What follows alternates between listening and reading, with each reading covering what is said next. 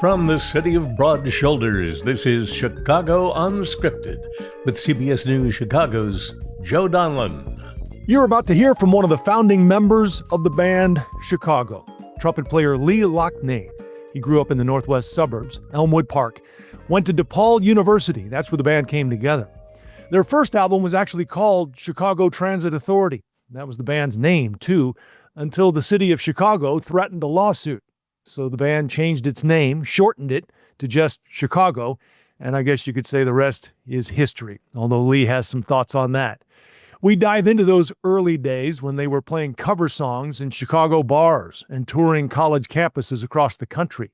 And the catch-22 of trying to get on the radio. They were pounding out dozens of original songs, thought for a hot minute about going to Las Vegas as a show band before settling in, returning to what Lee called their hippie lifestyle, and finally getting their break.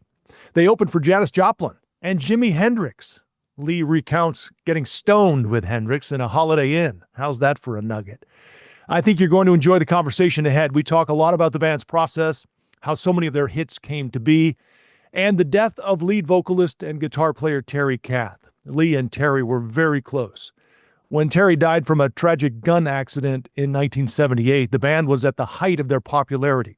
Lee opens up about the day he got that call and how he and the band recovered from Terry's death. Fast forward to today, almost 60 years later, Chicago is one of the most successful bands in Billboard history. For that matter, one of the most successful popular music acts of all time. Think about that. Not only one of the longest-running rock groups, but also one of the most successful. They've sold more than 100 million records, and they're still at it. I caught up with Lee before he set off on the band's summer tour, which started in Mexico and includes a stop back home at Ravinia on July 5th. He talks about what that venue means to him. Settle in for some comfort music and the story of how it all came to be. Here's Lee Loughnane. Lee, what an honor to have you on the show. How are you? I'm great. Thanks for having me on the show. Yeah, you bet. It really is an honor to have you. I've been such a huge fan of the band for so long, and I'm looking forward to chopping up a lot of what you guys have done over the last, almost 60 years now, right? Yeah. Yeah, it's 58 years. February of 26, it will be 50, we'll start onto our 59th year. It's just amazing. Did you ever, Lee, in your wildest dreams, think you'd be a rock star pushing 80? No, I had no idea I'd be a rock star at all. Be some sort of trumpet player, maybe, but other than that, not so much. Well, it's worked out well for you, I think. That's for sure. So if I have this right, you guys are about to kick off the summer tour, and it starts in Mexico soon, right? The 10th, I believe, or actually the 11th is our first show in Mexico. And then we play through the end of the month. Yeah. So do you change the words down there at Sabado and El Parque, or do you leave it as is? If there are any words changed, it's them changing them. Yeah, it's. What is it like to go to another country and fill up arenas, Lee? It is very interesting, especially as long as we have been together. So our legacy speaks for itself. And when we show up, all we have to do is make it sound good and make it sound like we're playing it again for the first time. Yeah. Is there one song, you've had so many hits, is there one song that you have to play at a Chicago show? I think there are actually quite a few songs that we have. Yeah. And it's very interesting because I think most bands, once they have that huge nugget of a hit, and they can't stop playing that one. They have to play that one every night. And you often hear about people saying, I'm never playing that song again, that kind of stuff. But that doesn't hold true for us because, first of all, we've had plenty of hits to cover a 2-hour show and like one hit after another. And we don't get tired of playing them because the music is interesting enough to keep our attention. Yeah. So one song that people would be disappointed if they didn't hear? Let's go 25 or 64.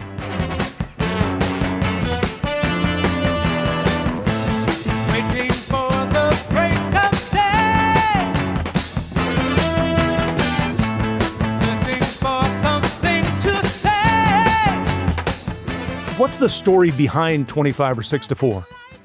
The simple answer is it's about the time of day. As he was writing the song and was having trouble coming up with lyrics. So he decided that lyrically he was going to write about writing a song. And he wrote it all day into the night and started getting tired when he looked at the clock, which was on the other side of the room. He realized that he had to squint his eyes and say it was either 25 minutes or 26 minutes to 4 a.m. In the morning? Oh, So 25 or 6 to 4. oh wow. Yeah, So was that Robert or was that Terry? that was Robert. Okay. And then I think he finally went to bed. You had your hit. Yeah. Yeah. Let's go back, Lee, because I want to hear how all this came to be, especially your connection to Chicago here. You grew up in the northwest suburbs, Elmwood Park, and you started playing the trumpet at age 11. And if I have this right, this was your dad's trumpet? Yes, it was. It was a Stradivarius, a Bach Stradivarius. And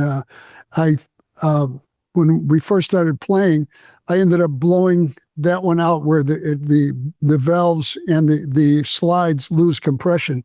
So it was time for a new horn. And after that, I started playing different horns up to what I'm playing now. What do you remember about your time growing up in Chicago? Unfortunately, I remember a lot of weather stuff. I said it was raining today. Well, in Chicago, it rains a lot. There's a lot of gray skies, more gray skies than blue skies. But there's some very pretty days in Chicago as well. There's some great food. It's a great place to be from. And I have, good memories there, as well as some of the negative stuff that sort of sticks in there. The weather, the snow, I'm sure too. You told me before we started you're in Arizona, but do you miss Chicago? Yeah, sometimes. And we go back every year and play shows. In fact, we're going to go back and play Ravinia. Yeah. So that'll be fun. That's July 4th or 5th, I think, right? Yeah. Yeah. That's part of why I wanted to get you on. So we'll look forward to that show for sure. But let's go back to where really the band, I guess, came together. And that was 64, if I have this right, at DePaul, right? 67. 67. Yes. Okay. But you started it in 64 at DePaul, right? Your freshman year? My freshman year of me going to school there, yes. Okay. So how does the band come together? Can this feeling that we had together, suddenly exist between? Did this meeting of our minds together? The band, I met Walt because we were both, he was a couple years ahead of me, or at least 1 year, I think, ahead of me in school. And, but we were in the band together, and that's where we met Jimmy Pankow as well. And Walt was playing in a band called the Missing Links, and he would ask me to come and sit in with them, the different club dates that they played. And that's how he and I met, outside of school. And then when they wanted to form a new band after the Missing Links broke up, they asked me if I wanted to be in the next band. We were going to be a Las Vegas show band. You were going to go to Vegas? We were going to go play in Vegas at those little clubs where you walk in and you're not the featured artist, but you're down the hall with the little clubs as you go in and yeah. So what was the plan? A rock band with horns? Was that the idea? Well, the idea was to be a Vegas show band initially, and then quickly we decided that we weren't going to be doing that, and then we tore off the suits and went back to the hippie lifestyle that we were already living, and just played rock and roll. We started writing tunes. Robert had a bunch of he had like 50 original songs already when we asked him to join the band. And we did a couple of those, and most clubs that we played didn't allow you to play original music, or at least didn't want you. If you did, it's not, allow or not allow. If you did, they'd fire you because they wanted to hear the top 40, the songs that were already on the charts that they thought would their audience would want to hear. What were you playing at the time? What were you covering? We were covering R&B and, like I said, the Box Tops song, what, Give Me a Ticket for an Airplane? Oh, The Letter. That's what it was called. And, just various other songs that were popular at the time. And they pretty much had to have something that we liked about them musically as well for us to put them into our set. And so we played a lot of R&B tunes out of Motown stuff. Right. Were bands doing this at the time? I'm trying to think back 1970. I think, Zeppelin, Eagles, Fleetwood Mac, Rolling Stones, Beatles even. What were your sort of rock bands with horns that you idolized or liked? The Beatles, we played a couple of Beatle tunes, things that became popular on the radio. And if they had brass in them, it was even better for us. So that's why we did so many R&B tunes, because they always had brass. The difference with them as opposed to what happened when we started writing music with Jimmy Pankow and Robert Lamb writing music is that we incorporated the brass as a lead instrument, as important as the vocal. So it became integral to the song to have the horns in there. If the horns weren't there, it makes a difference. So were you still in college when you put out the first album, Chicago Transit Authority? No. I had left school already, and we moved to California in 68. And we were rehearsing at a house in Hollywood on Holly Drive, as a matter of fact, if you've seen any of our documentaries. And we would rehearse there all the time and got very few complaints from the neighbors, amazingly enough. So we were able to learn all our material. And by the time we recorded it in New York, we knew the material backwards and forwards because we had been playing clubs in California. And the only thing that we didn't know was how to record. So when we got into the studio, for the first album, we had to learn how important those microphones are and where you have to stand and, play. And when you do an overdub, how you have to do that. And all the little technical stuff was, things that we had to learn. And we did learn and kept getting better through the years. Do you remember the first song you guys came up with? And I'm assuming it was for that first album, which one of the first hits off of that album, as I remember, was Does Anybody Really Know What Time It Is? As I was walking down the street one day, a man came up to me and asked me what the time was that was on my watch. Yeah, I said, does anybody really know what time it is? Yeah. That was definitely one of the songs that we learned and played quite often as we were playing the clubs in California and the Whiskey A Go-Go. And the Whiskey allowed us to rehearse there as well. And so it was pretty cool because we knew some people from Chicago who owned the Whiskey, and we were able to come in during the day and try our wares. Yeah. What's the story behind Chicago Transit Authority? Because I know that's where you started. And then, let's start with how you decided to come up with that. Well, that was the name of the band initially, Chicago Transit Authority. And the confusion came when we started becoming popular. People called us CTA Chicago and Chicago Transit Authority. And then also, I think the mayor had something to do with telling the bus line to stop us from using the Chicago Transit Authority name. So they put out some sort of threat that they were going to sue us or something if we didn't. They'd probably like to have us back right about now. Yes, ridership is down just a little bit. 20 million apiece, you could have us back. Wow. Well, I mean, you could have called it the Red Line. There's a stop right there at DePaul. That's true. That's a good point. But, however, we were downtown. Is that the Red Line, or is that on the? Yeah. It goes all the way down to 95th. Yeah. Yeah, right. So we were downtown. at the music school.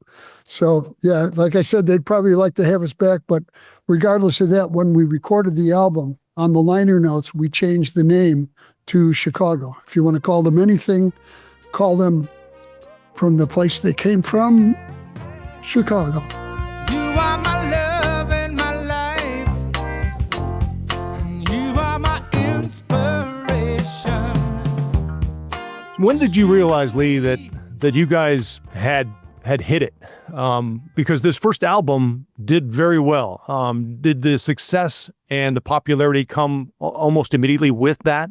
Not really, no, because in America, we were still playing pretty much the college circuit. We were running, touring around the country. Every college you could imagine, we've played from coast to coast. And we tried, as you said, we tried putting out, does anybody really know what time it is? Questions. And there was one other that we put out. Well, Beginnings was on that as well. Beginnings. When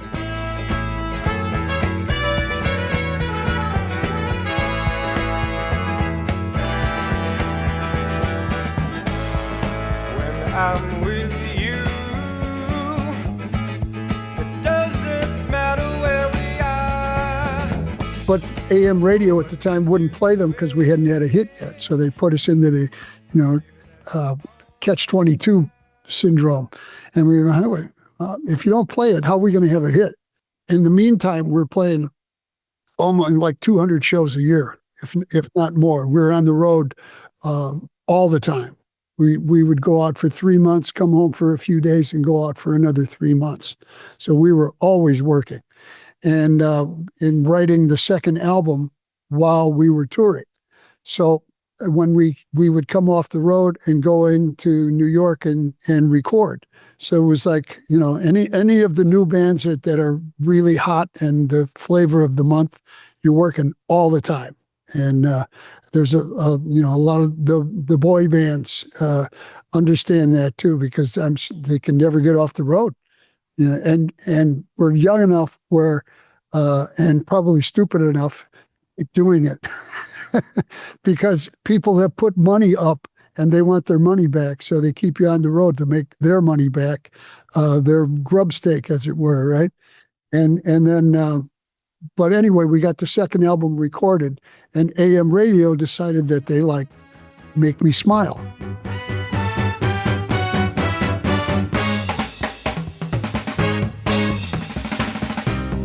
Children play in the park. They don't know. Which was a piece of the Ballet for a Girl in Buchanan, which was a whole side of the second album. One whole side. It was 14 minutes plus. Bum, bum, bum, bum, bum. You're out of there. So that was our first ad for our music, our first, That's the first song that made it on radio? Exactly. And it was their idea, so that made it perfect. And then we had passed the Catch-22 problem and went back and re-released Beginnings, Time, and Saturday in the Park. No, not Saturday. That was the fifth album. The 3 songs off of the first album, they all became hits. Wow. The most interesting thing about all of this is that Chicago Transit Authority album was... all of the critics loved it. Oh my God, this young band, where did you hear this? I can't wait till you see what they have next coming. They're so far ahead of their time. What great musicians. Oh my God, everything's great. And then we have a hit record with Make Me Smile, our first hit. Go back and re-release these songs. They started saying that we had sold out. Same songs. Does anybody really know what time it is? Beginnings and Question 67, 68. Mm-hmm. We hadn't changed the note, obviously. So we went, wait. It was like they had discovered you suddenly. They had discovered us, and we were no longer underground. They said we sold out. I mean, it was like, what do you mean? We haven't even changed the note. So we looked at ourselves and went, you know what? We should probably just have fun playing music because they're going to say things that don't mean anything. That has nothing to do with music, what they're talking about. All it has to do with if you're popular or you're not popular. And so we just tried to play music and enjoy ourselves, and hopefully we'll have another hit beyond this. And as it turns out, we've had quite a few to where we can, play a whole show without not playing a hit. Every song. I think you could play for a week, Lee. Yeah. I'd need a little bit of rest, a couple sandwiches here and there. Yeah. You were opening, as I understand it, for Janis Joplin and Jimi Hendrix at one point. Is that right? On different tours, yeah. We went out with Janis Joplin, Big Brother, and the Holding Company. And I think that was one of their last tours together. And I believe the tour that we went out with Jimi Hendrix was also his last tour, unfortunately. And at one point, he had talked to Terry or Walt or whoever. We would smoke some strange stuff in the Holiday Inn room and talk, about what we thought could happen with our lives. And I think Jimmy wanted to make an album and use us as the brass for the next album, which never occurred because he unfortunately passed away. Yeah. You mentioned Make Me Smile. To me, and I want to ask you about all the different singers you guys have used, but to me, Make Me Smile almost sounded, at least how I remember Chicago. He had such a deep, rich, unique voice, right. Terry Kath. Time and time again, I see your face smiling inside. I'm so happy that you love me. Oh, yeah, life is lovely. Oh, when you're near me, tell me you will stay. Make me smile. He was amazing, and he's always been overlooked as a guitar player, and probably because of the strength of the horns in our band. And but Terry should have always been up in the top 5 of the greatest guitar players of all time. Wow, that's saying a lot. I think the guitar players that you talk to realize the same thing. It's just popularity, and we were popular for our horns and the logo. And then later on, If You Leave Me Now. If you ask anyone in Europe, if you mention the name Chicago, and they say If You Leave Me Now or El Capone. We were that popular for a while. Wow. Every country in the world had If You Leave Me Now as #1 record. Yeah. But back to the singers, because you used 3, and it really in a way worked out perfectly because each one of them, Terry and then Robert and Peter Cetera, right, all had a unique sound, and they were all, it sort of crossed over, right? You weren't really, it was just part of the whole package, including the horns. Exactly. It was a one-stop shop. If we needed a lead vocal, we had them.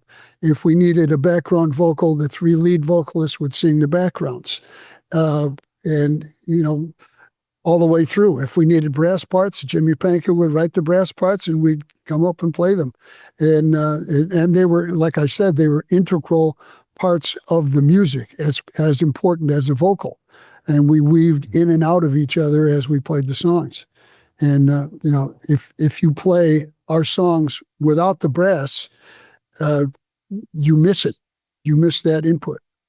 I kind of have an idea where you're going to go with this, Lee, because I understand it. You have so much music that's been so successful and so popular. That's like the old question, which one of your kids is your favorite? So I won't ask you which song is your favorite. Maybe I'll ask you in a different way. Is there a song that means more to you than others? I would say no on that one as well, because they are interesting musically. They are many times, some are more difficult than others to play, but the ballet has always been difficult to play and always will be, because it's when you hear it, you realize there is no other band in the world that has a song like that with that kind of intensity or variety of sound. And the song Introduction is exactly that as well, which was our introduction musically to the world.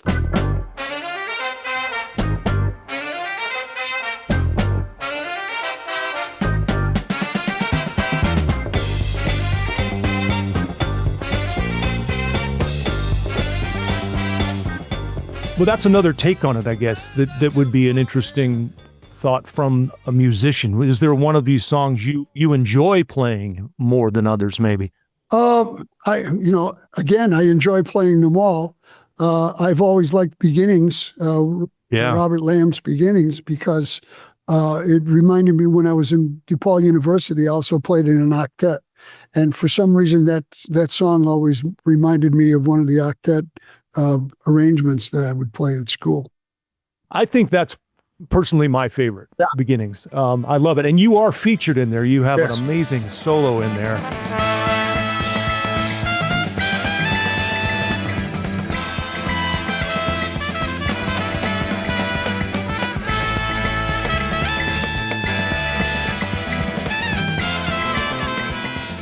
There's another one.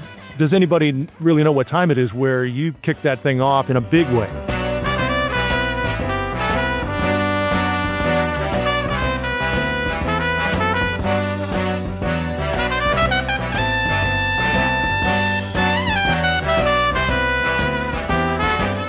Right. I remember asking after I finished the solo, do you think that's any good? And he said, yeah, that'll work. Who's that? Everybody, our producer. Yeah, that'll be good enough. Yeah. He didn't say, oh my God, that's the next coming of Trumpet. Yeah. Well, it's just amazing stuff. It really is. Let's go back to Terry, because you were very close to him. As I've done some research, you guys roomed together on the road, didn't you? Terry and I roomed together. He taught me how to play guitar. I just sort of watched where his hand was on the key. When he wasn't playing and I was in the room by myself, I was like emulating stuff that he had done. And you start getting the positions together, and then you do it often enough, you start learning the guitar. So I write songs playing guitar more than I do on piano or keyboard. I, in my research, Lee, have not heard you talk about Terry's passing. If it's something you don't like to talk about, I respect that. But I guess I would wonder how, especially as close as you two were, how you recovered from that and how the band recovered from his death in that tragic gun accident. That was difficult, and I'd probably tear up at some point because I'm sort of the crybaby of the band. But also, hearing our manager called me and said, if hopefully you're sitting down, one of those things, and said that Terry was dead. And I got in my car and drove over to where he was, and they were just pulling the hearse out, or ambulance, or whatever they put him in. They were just pulling it out of the driveway. So I never got to see him until he was in the coffin. And that was tough because I went up and touched his body, and you could tell it was just like the shell, and he wasn't there anymore. He was floating around wherever we go after it's over. But he was messing around with his gun and accidentally shot himself in the head. And you don't come back from those, so. Well, was there a question of whether the band would come back from that? Oh yeah, we had no idea. I mean, first of all, we were dumbfounded that it even had occurred, and it made major headlines, of course, because we were on top of the world at the time, and it didn't seem like something that could happen. And when it did, the first thing that people go to is that Terry was the leader of the band, and how will they continue? And we were, of course, thinking the same thing. And we soon realized, I'm not sure how long it took, but we realized that, we were all still together. Terry would want us to continue. We just need to get another player to take his place, which was the hardest thing. And we eventually got two guys to take Terry's place because he did so many things.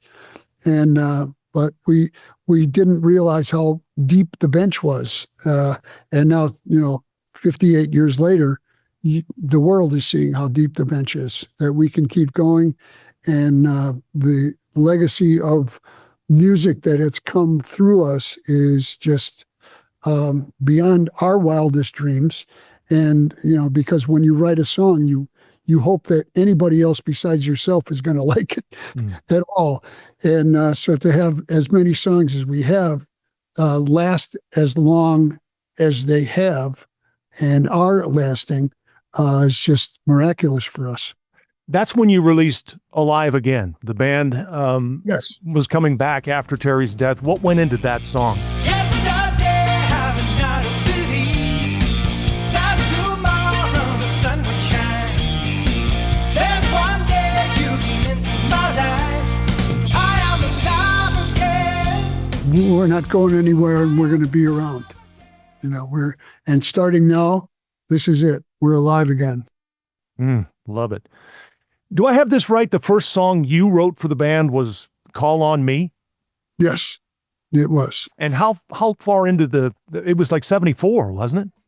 It was, 74 was the 7th album. Call on me 'cause I love you. You know I do.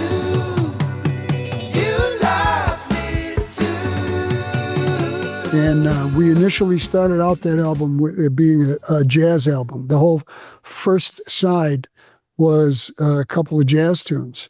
And I remember playing live shows around the time that we were doing that, and we started incorporating the jazz tunes. And remember when I said people get tired of playing the same hit music all the time? Well, we had our point in time where we were just going to play stuff that we wanted to play, right? The musician talking in us. Well, people stopped coming to the shows as much, were complaining, how come they didn't do any of their hits? And by the next time we went out for another leg of the tour, we were playing the hits again. Give the people what they want, Lee. Give the people what they want. And our manager, Peter Chiavarelli, I'm not sure exactly when he started, but he would sit in the audience and just be an audience member.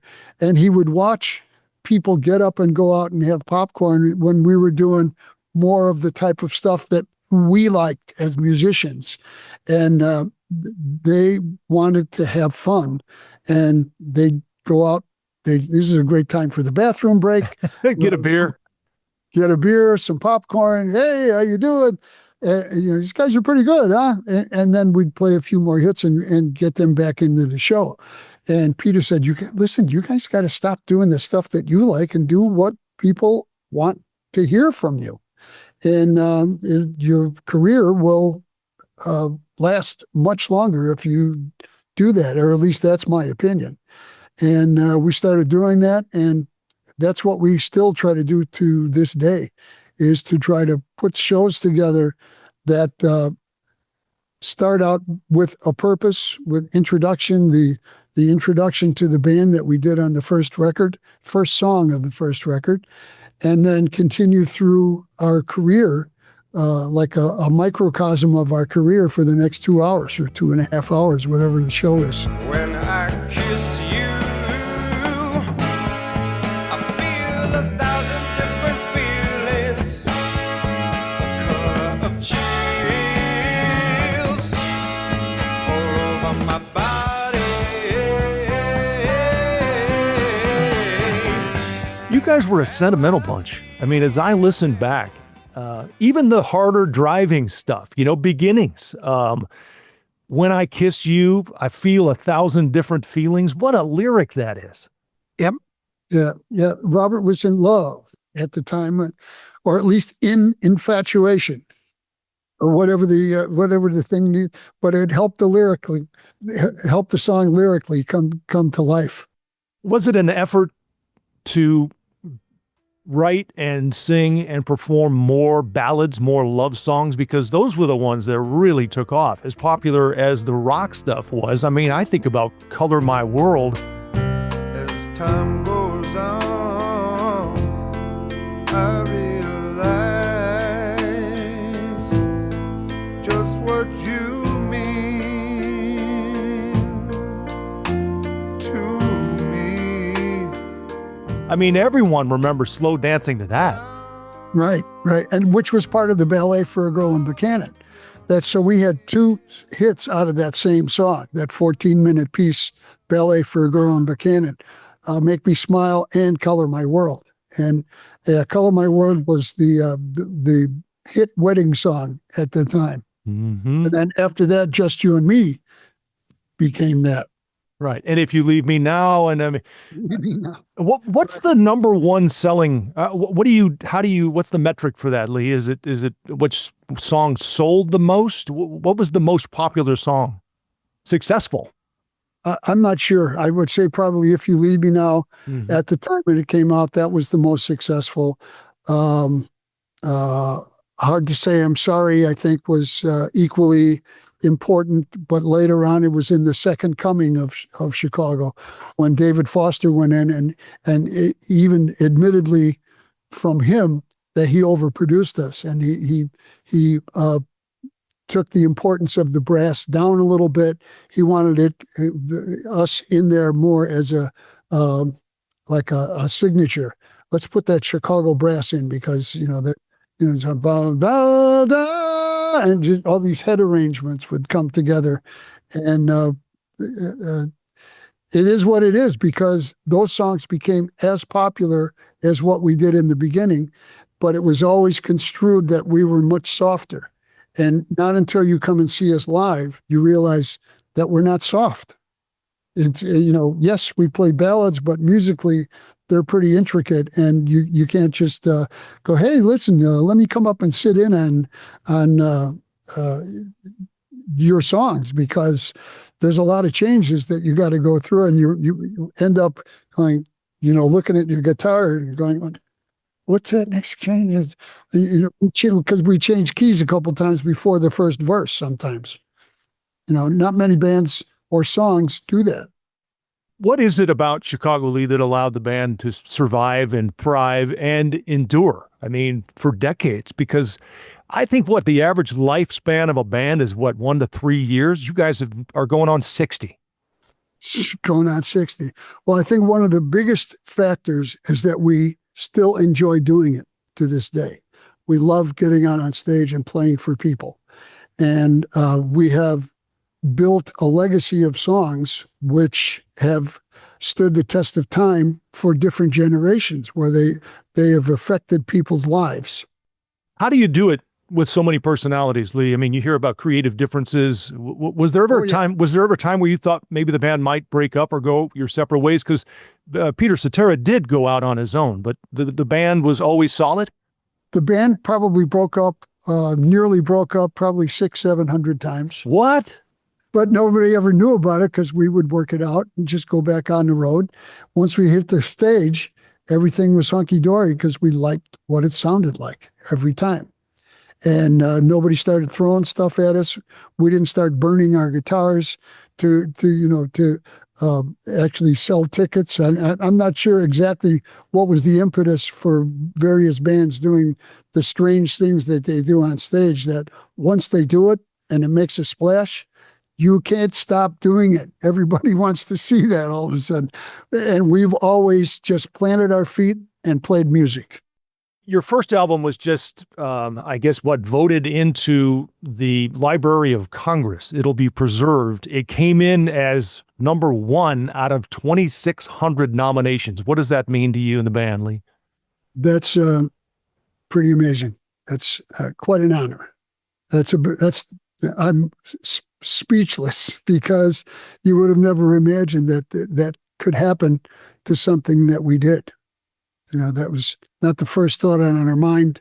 Putting it together, we were just trying to play music and something that was meaningful.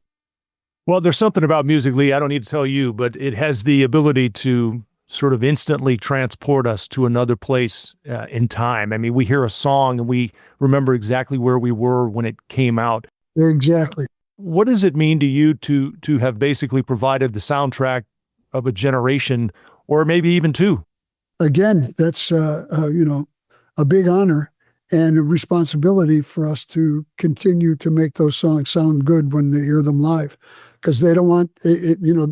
If it's not good enough, they'll go, "Oh, these guys used to be good," and the ticket sales would start waning as well. If it's not good enough, they're not going to come back. So we try to make it good every night. And like I said before, we try to make it sound like we're doing it for the first time. I may sound like an old man, but do you, because I am, but do you think Probably today's, not as old as me. I'm not quite as old as you, but do you think today's popular music, Lee, will endure like the music of our generation has? Well, I mean, I'll sound like an old man too. Doesn't seem like it, but what do I know?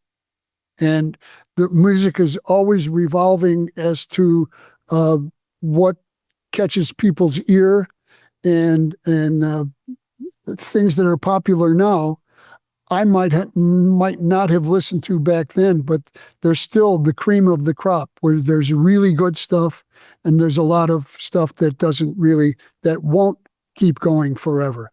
But there's still stuff that's happening today, Bruno Mars and various other artists that are just hugely successful and will remain so. Mm-hmm. What do you listen to when you turn on some music, Spotify, whatever? What do you go to?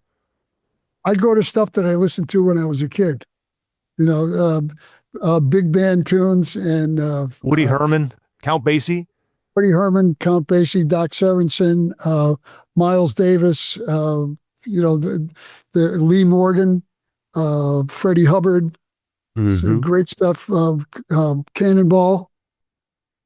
Cannonball Adderley? Oh yeah. Yeah. How long will you do it, Lee? I think I know the answer when you say you love doing it so much. But Walt had to retire a few years ago, right? He was diagnosed with Alzheimer's. How long will you do it? Well, as long as I can. I mean, we talk about retirement. My answer was always retire to what? And this is what I do. This is really the only thing I know. I mean, I'd probably be a good Uber driver or something like that. But I'm not going to become an avid golfer out of the blue. Yeah, you can play your trumpet at the stoplights. That's right. Lee, it is such an honor to chat with you. Like I said, I really appreciate the time and the insight and the stories and hearing about how the band came to be. Right. And wow, what a run it has been, my friend. It has that. And I wanted to add one more thing about the Ravinia show. We're going to have a little surprise. We have an opening act coming with us for Ravinia. And also during our set, we have a bit of a surprise for everyone. How's that for a teaser? Yeah. What does it mean for you to come back home and play that concert at Ravinia? I love it. Ravinia has always been a great venue. I used to go listen to the Chicago Symphony there before I had any money. I would pay $5-10 and stand at the railing outside of the where the stage was and listen to Chicago Symphony. Yeah, best orchestra in the world. Well, listen, enjoy the tour. Good luck. Enjoy Mexico. And I know the whole city looks forward to seeing you on July 5th at Ravinia. Lee, thanks again for the time. Sounds great. Thank you very much.